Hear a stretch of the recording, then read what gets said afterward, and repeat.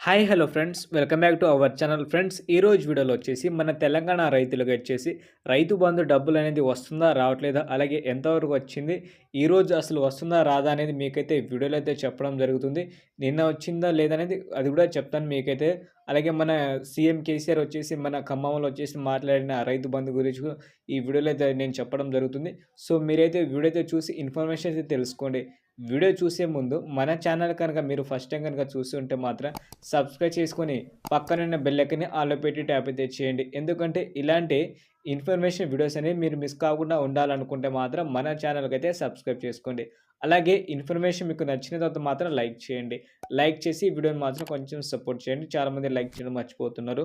So, మనం main టాపిక్‌లో వచ్చేసిన తర్వాత రైతు బంధుకి సంబంధించిన డబ్బులనేది మనకి 6 ఎకరాల నుంచి 7 ఎకరాలు ఎవరికుందో వాళ్ళకైతే దాదాపు అయితే ఒక 50% నుంచి 70% మధ్య ఉన్న రైతులకైతే రావడం జరిగింది.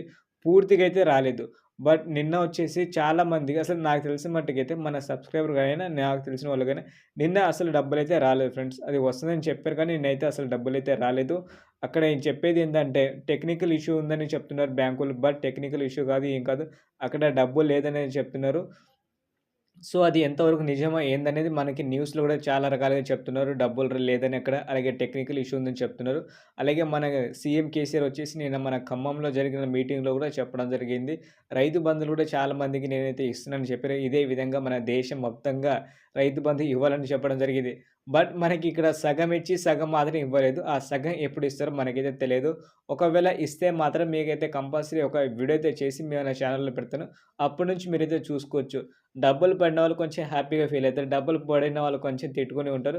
సో, కొంచెం వెయిట్ అయితే చేయండి. మనకి డబ్బులైతే వచ్చేస్తే ఎటు పోవు మన డబ్బులనేది. ఒకవేళ వస్తే మాత్రం ఈరోజు కూడా కొంచెం స్టార్ట్ అయితే చేయొచ్చు. ఒకవేళ ఈరోజు స్టార్ట్ చేస్తే మాత్రం నేను సాయంత్రం వీడియోలో చెప్తాను ఎంతమంది పడింది లేదనేది. సో, మీరైతే మన ఛానల్‌కైతే సబ్స్క్రైబ్ చేసుకొని ఉండండి. ఎందుకంటే ఇలాంటి ఇన్ఫర్మేషన్ అనేది మీరు మిస్ కాకుండా ఉండడానికి ఉంటది. అలాగే మనకి లోన్స్ కూడా చాలామంది రుణమాఫీలు అవుతుందని చెప్తున్నారు. నేను కూడా చెప్పాను కదా!